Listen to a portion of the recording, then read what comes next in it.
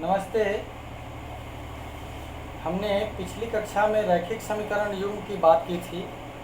उसी चर्चा को आगे बढ़ाते हुए संगत असंगत युग्म और आश्रित युग्म पर प्रकाश डालेंगे। जैसा आप पूर्व से जान रहे हैं कि अगर एक रैखिक समीकरण लिखा हुआ होता है तो उसका हल क्या होता है। तो उसका हल के बारे में हम लोग यही कहते हैं कि चरों पर ऐसे मान या चर पर ऐसा मान जिसको रखने पर दायां पक्ष और बायां पक्ष बराबर हो जाए, यानी कि चर मान समीकरण को संतुष्ट कर दे, तो हम कहते हैं कि यह उस रैखिक समीकरण का हल है। किंतु यहाँ तो रैखिक समीकरण युग्म का अध्ययन कर रहे हैं। रैखिक समीकरण युग्म का मतलब एक साथ दो रैखिक समीकरण लिखे हुए होते हैं। तो आज हम इस पर चर्चा करेंगे कि अगर उन रैखिक समीकरण युग्म का कोई हल नहीं निकल पाता है तो उसे असंगत युग्म कहेंगे। अगर कोई हल निकल पाएगा तो वह संगत युग्म कहलाएगा।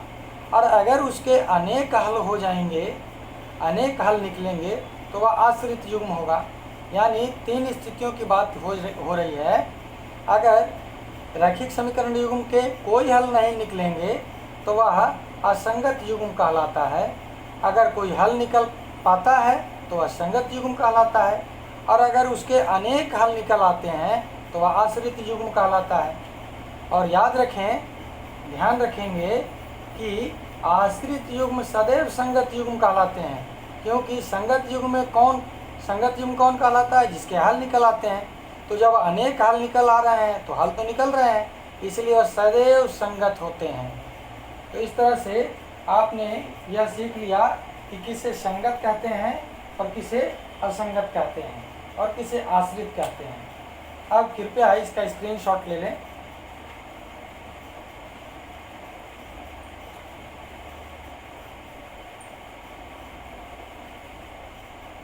अब हम देख रहे हैं कि अगर दो रेखाएं, क्योंकि दो रैखिक समीकरण हमें मिले हैं।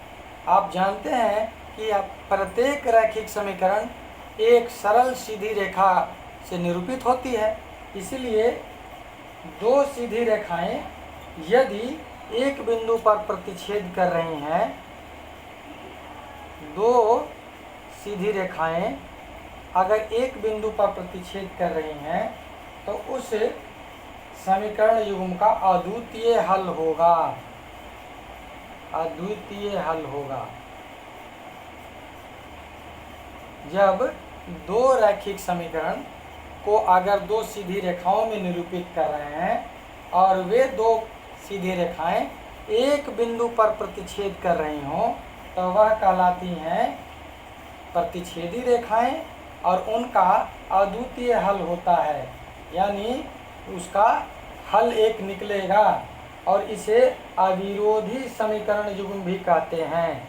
इसे अविरोधी समीकरण युग्म भी कहते हैं। अविरोधी समीकरण युग्म भी कहते हैं। अब हम देखना चाहते हैं एक सारणी बना करके कि कब प्रतिच्छेदी रेखाएं हमें मिलेंगी, कब संपाती रेखाएं मिलेंगी और कब समांतर रेखाएं मिलेंगी। जैसा रैखिक समीकरण युग्म को हम लोग पूर्व से मानक रूप में लिखते आए हैं, a1x plus b1y plus c1 is equal to 0 और दूसरा a2x plus b2y plus c2 is equal to 0। अब हम तुलना करके अनुपातों का यह देखेंगे कि उसका ग्राफीय निरूपण कैसा होता है, उसका बीजगणितीय रूपण कैसा होता है। तो आइए इस सारणी को हम लोग अध्ययन करें। ये जो सारणी है वह तुलनात्मक सारणी है। यहाँ अनुपातों की तुलना, अनुपातों की तुलना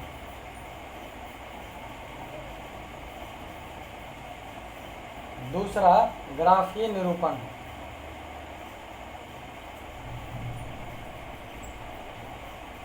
और तीसरा बीजगणितीय निरूपण। बीजगणितीय निरूपण।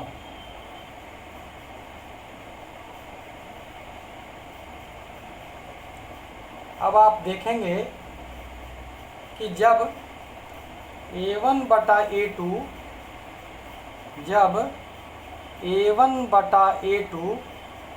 अगर b1/b2 के बराबर नहीं हुआ, यानी x चरों का अनुपात y चरों के अनुपात के बराबर न हो, तब हम कहते हैं कि यह प्रतिच्छेदी रेखाएं हैं। तो ग्राफ पर जब आप उसे निरूपित करेंगे तो आप पाएंगे कि आपको प्रतिच्छेदी रेखाएं मिलेंगी। ग्राफीय निरूपण इसका प्रतिच्छेदी रेखाओं के रूप में होगा। और बीजगणितीय रूप में हम ये कहेंगे कि ये अनुपात मिलने पर हम इस बात पर आश्वस्त हो जाएंगे कि ये जो प्रतिच्छेदी रेखाएं हैं इनका केवल एक हल होगा। केवल एक हल होगा, एक ही बिंदु पर ये प्रतिच्छेद करेंगे। इसीलिए हम कहते हैं कि इसका अद्वितीय हल होता है। दूसरी स्थिति, जब a1/a2 और b1/b2 और c1/c2 तीनों का अनुपात आपस में बराबर हो जाए, तब हम कहते हैं कि हमें संपाती रेखाएं मिल रही हैं। तब हम कहेंगे कि हमें संपाती रेखाएं मिलेंगी। संपाती रेखाएं किसे कहते हैं? जब पूरी की पूरी एक रेखा दूसरी रेखा पर ही निरूपित हो जाए, यानी दोनों रेखाओं में अनंत बिंदु कॉमन होंगे, तो वह कहलाते हैं संपाती रेखाएं। और इनका अपरिमित रूप से अनेक हल होता है। अपरिमित रूप से अनेक हल होगा। तीसरी स्थिति, जब a1/a2 b1/b2 के तो बराबर हो किंतु c1/c2 के बराबर न हो। अनुपात a1/a2 b1/b2 और c1/c2 का आपने लिया, और a1/a2 का अनुपात तो b1/b2 के अनुपात के बराबर है किंतु c1/c2 के बराबर नहीं है। तब आप कहते हैं कि आपका जो ग्राफ होगा वह समांतर रेखाओं वाला होगा। जो ग्राफ आप बनाएंगे वहाँ आपको समांतर रेखाएं मिलेंगी, यानी पैरेलल लाइन मिलेगा, और इसके कोई हल नहीं होंगे। इसका कोई हल नहीं होगा। यानी समांतर रेखाएं अगर प्राप्त हो गई तो उसके कोई हल नहीं होगा। कृपया इसका स्क्रीनशॉट ले लें।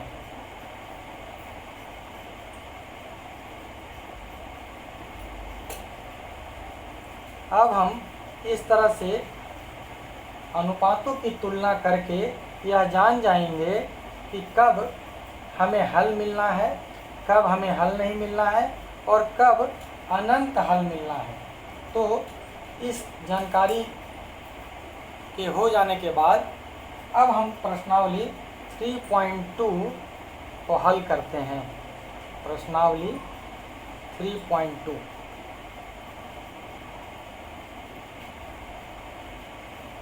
पहला प्रश्न आपका ग्राफ से संबंधित है। तो ग्राफ से संबंधित प्रश्नों को पिछली ही कक्षा में हम लोगों ने चर्चा कर ली थी। तो यह ग्राफ से संबंधित है। इसकी बारीकियों के बारे में हमने पिछली कक्षा में चर्चा कर लिया है।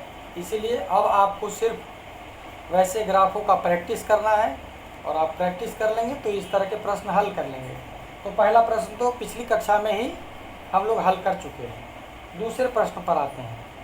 दूसरा प्रश्न है, और ग्राफ जितना आप बनाएंगे, जितना उसका प्रैक्टिस करेंगे, जितना अभ्यास करेंगे, उतना ही आपके लिए बेहतर होगा, उतना ही आप कम समय में उसको सटीक खींच सकेंगे। इसलिए हमेशा ग्राफ का प्रैक्टिस आप करें एक प्रश्न लगभग हर बार आपके बोर्ड एग्जाम में आता है।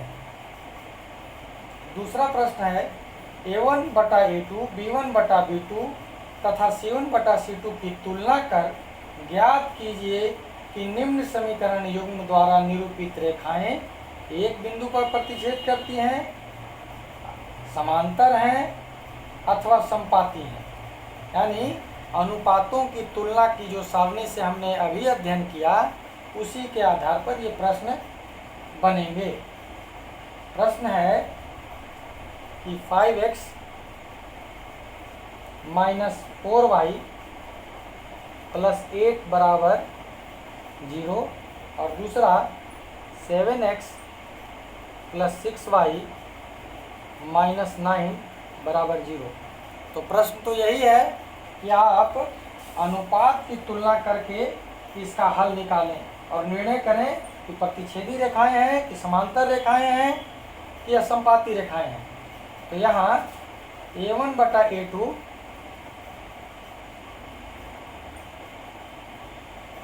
5/7 है, B1/B2 -4/6 है और इसे अगर सरल रूप में करें तो यह 2 और यह 3 यानी -2/3 और C1/C2 8/-9 है। अब जब हम अनुपातों की तुलना करने चले हैं तो हम यह पा रहे हैं कि A1/A2 तो धनात्मक है, यह तो धनात्मक है, और B1/B2 आया जो भी हो लेकिन आया है ऋणात्मक, आया है ऋणात्मक।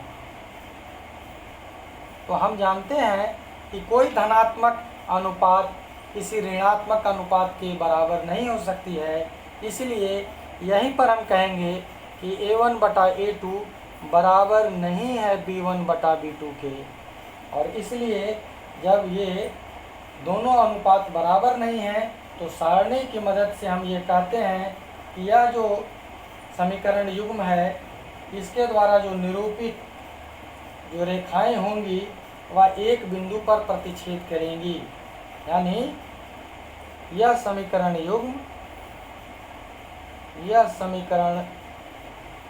युग्म द्वारा निरूपित रेखाएं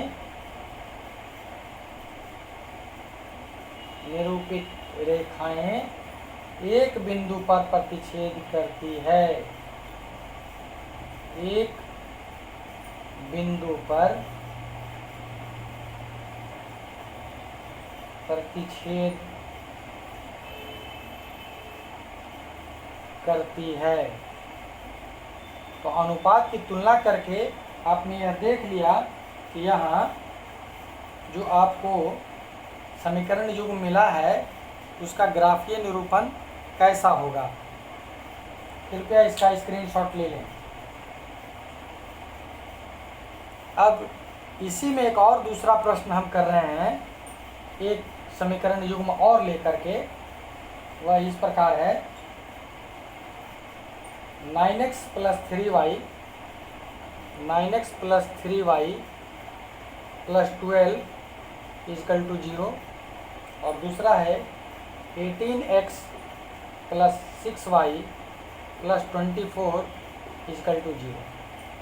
आप यहाँ भी A1/A2, B1/B2 और C1/C2 का अनुपात अगर लेंगे तो A1/A2 9/18 मिला और इसको सरल रूप में लिखें तो यह 1/2 मिल गया। B1/B2 3/6 है। आप देखें y चर का अनुपात ही B1/B2 होता है, इसके सरल रूप में अगर करें तो 1/2 हो गया। C1/C2 का अनुपात 12/24 है, इसको सरल रूप में आप लिखें तो 1/2 हो गया। इन तीनों अनुपातों पर आप नज़र डालें तो यह तीनों अनुपात आपको बराबर मिल गए हैं। यानी यहाँ A1/A2, B1/B2 और C1/C2 यह तीनों अनुपात आपको बराबर मिल गया है। तो जो सारणी अभी आपको तुरंत बताए थे उस सारणी के अनुसार यह समीकरण युग्म द्वारा निरूपित रेखाएं समपाती हैं। यह समीकरण युग्म द्वारा निरूपित रेखाएं समपाती है।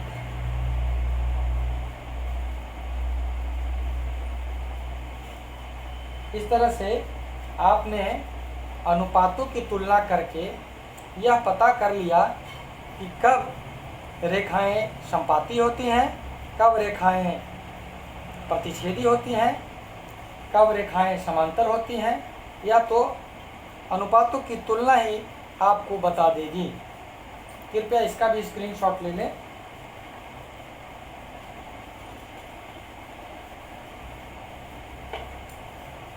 अब हम तीसरे प्रश्न को हल करेंगे। तीसरा प्रश्न है अनुपातों A1/A2, B1/B2 तथा C1/C2 की तुलना कर ज्ञात कीजिए कि निम्न रैखिक समीकरणों के युग्म संगत है या असंगत। संगत और असंगत का निर्धारण अनुपातों की तुलना करके करना है। तो तीसरा प्रश्न जो है वह इसमें से एक तीसरा का चौथा हम लोग यहाँ चर्चा करेंगे। तीसरा का जो चौथा है वह है 5x - 3y = 11। तो 5x - 3y = 11 और -10x + 6y = -22। चूँकि यह अपने मानक रूप में नहीं है, पहले तो इसे इनके मानक रूप में लिखना होगा। तो जब मानक रूप में लिखेंगे तो कुछ करना नहीं है, दाहिने तरफ से 11 को बाएं तरफ ले आना है। तो यह लिखा जाएगा 5x - 3y - 11 = 0। वही काम दूसरे समीकरण के लिए भी करेंगे। तो -10x + 6y और +22 = 0। अब आपके रैखिक समीकरण युग्म मानक स्वरूप में आ गए हैं। अब प्रश्न कहा था कि A1/A2, B1/B2 और C1/C2 की तुलना करके संगत और असंगत का निर्धारण करें। तो यहाँ पर A1/A2 5/-10 यानी सरलतम रूप में यह -1/2 होगा। B1/B2 -3/6 यानी इसका भी सरलतम रूप करें तो -1/2 और C1/C2 जो है वह आपका -11/22 है। जो अचर रहता है उसे ही हम C1/C2 कहते हैं। इसका भी सरलतम रूप में करें तो यह भी -1/2 मिल गया। इस तरह से आप देख रहे हैं अनुपातों की तुलना करके, तो आपको A1/A2 यहाँ A1/A2 यहाँ A1/A2 B1/B2 एवं C1/C2 तीनों अनुपात आपको बराबर मिले हैं और इसलिए यह रैखिक समीकरण युग्म संगत है। यह रैखिक समीकरण युग्म संगत है। इस तरह से प्रश्नावली 3.2 के तीसरे प्रश्न को हमने हल कर लिया। अब शेष इसके प्रश्न अगली कक्षा में हम हल करेंगे। कृपया इनका अभ्यास आप करें जितना से ज़्यादा हो सके। तब तक घर में रहिए, सुरक्षित रहिए और देखते रहिए हमारे वीडियोज, क्योंकि आपकी शिक्षा हमारी जिम्मेवारी है। कृपया इस चैनल को सब्सक्राइब, लाइक और शेयर करना न भूलें। धन्यवाद।